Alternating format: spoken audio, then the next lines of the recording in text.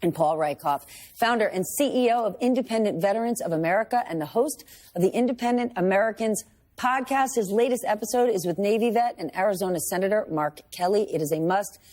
Listen, okay, one of the main reasons President Trump won in 2024 was the economy, and day one, a promise to bring prices down. Let's start with what we're witnessing, because what we're hearing from the president, the Treasury Secretary, the Commerce Secretary, it's not going to be inflation. We may have some short-term pain, but then things will smooth out. Short-term pain to what? I'd love for us to be a massive manufacturing nation again. That doesn't happen overnight. No, I think it's going to be a lot of pain, short-term, long-term, everywhere in between for everybody. And I think that's what this is, another week of pain. Happy Friday, everybody. Here we are again. New kind of pain, but I think hitting more and more people in their guts and in their wallets. And I think maybe most importantly, politically, gotten a lot of coverage this week, thousands and thousands of veterans are being laid off. And that's a really sacred part, not just of our economy, but of our culture. And we just saw the veterans' unemployment rate finally got down to 4%. We've been fighting for 20 years to get that number down to 4%. Bipartisan support, getting that number down. Now we just laid off thousands of veterans with somewhere around 150,000, 200,000, maybe 300,000 more to come this summer just at the Department of Veterans Affairs.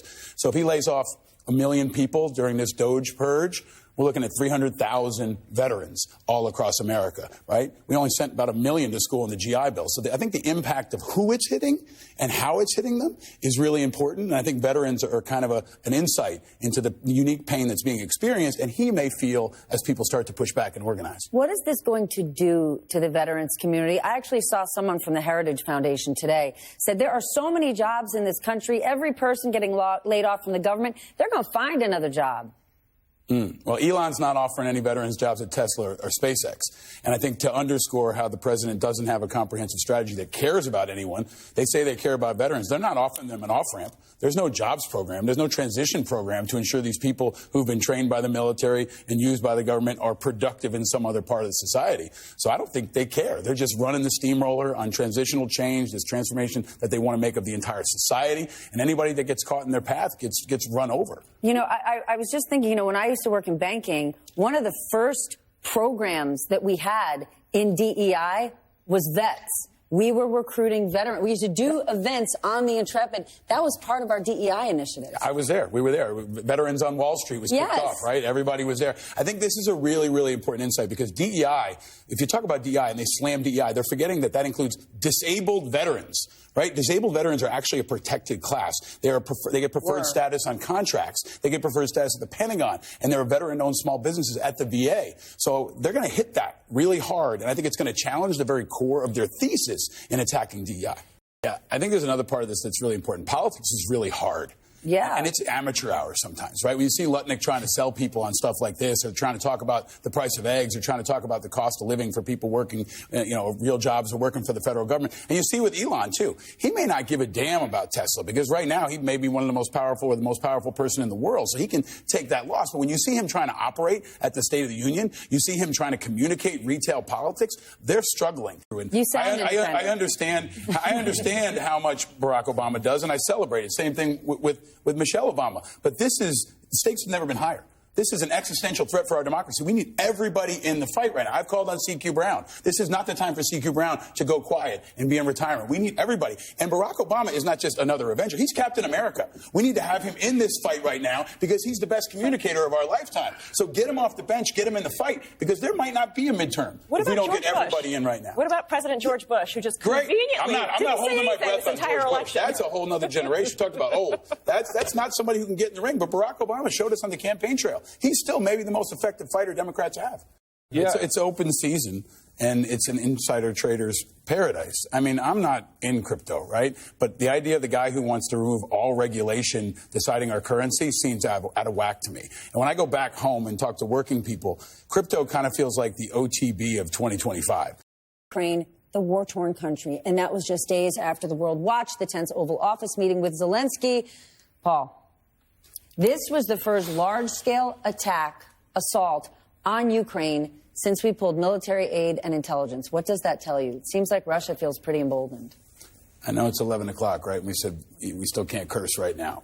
We just said in commercial break, no cursing. What are you about to hit me? I'm not cursing. I'm not cursing. But I think this is the emotion around this is so pure for so many people because Donald Trump has completely betrayed Ukraine.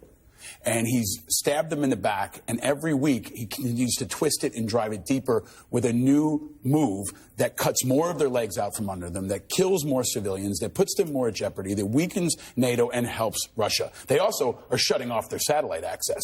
That happened today, too. So every Friday there's a new way that they're screwing and hurting the Ukrainians. It's a national disgrace. And I think what we have to say, and I'm going to say it every time on the air, is Donald Trump does not speak for most Americans. J.D. Vance does not speak for most Americans. Marco Rubio does not speak for most Americans. The world needs to know that most Americans respect and support Ukraine and understand that our president is betraying and helping Russia. So for the person who's watching, who just heard you say Donald Trump is not standing up for Ukraine, what do you say to the person who says, well, I don't care about Ukraine. I want Donald Trump to stand up for America? What do you say to them? I don't know where you got that. I mean, I don't have time for it. Yes, but we hear it. We hear it. Here's the thing. Where did you grow up? Did you grow up in a place where you thought the Russians were the good guys? What part of America did you grow up in where they taught you the Russians were the good guys and our allies were the bad guys? That's the flip here that we need to continue to remind people. The Russians are the bad guys. They're raping women. They're killing children. They're bombing cities. The Ukrainians are the noble good guys. In some ways, they're more American than we are over the last couple of years. And we must stand with them in the same way we stood with the Allies in World War II and since this country was founded. This is not just about Ukraine. This is about the core and the integrity of American values. And that's what he's also betraying. Not just Ukraine, he's betraying American values. That's what I was hoping you would get at, because this isn't just about Ukraine. This is about Russia. Yeah. And don't we need to remind the American people that they are the bad guy and why we need to care? Americans have always stood by democracy and freedom. And the only thing we ever asked for is a place to bury our dead. That's the only thing we asked for. We don't ask for the minerals. We don't ask for the oil. If you do, it's un-American. America's looking for fighters. And Donald Trump continues to lay them off. He's going to fire 83,000 people at the VA. He's firing thousands of veterans all across the country. And they are rising up, and they are opposing him. They are organizing, and they are representing a new generation of leaders. The American veterans are the patriotic purge that are now stepping forward to form the core of the opposition. They're protesting at VA facilities. They're going to protest at Tesla dealerships. They're going to be in Washington and around the country. And I think they're going to represent a generation of leaders that this country needs right now. So I brought my flask. I'm going to toast them after this. After midnight. Yes.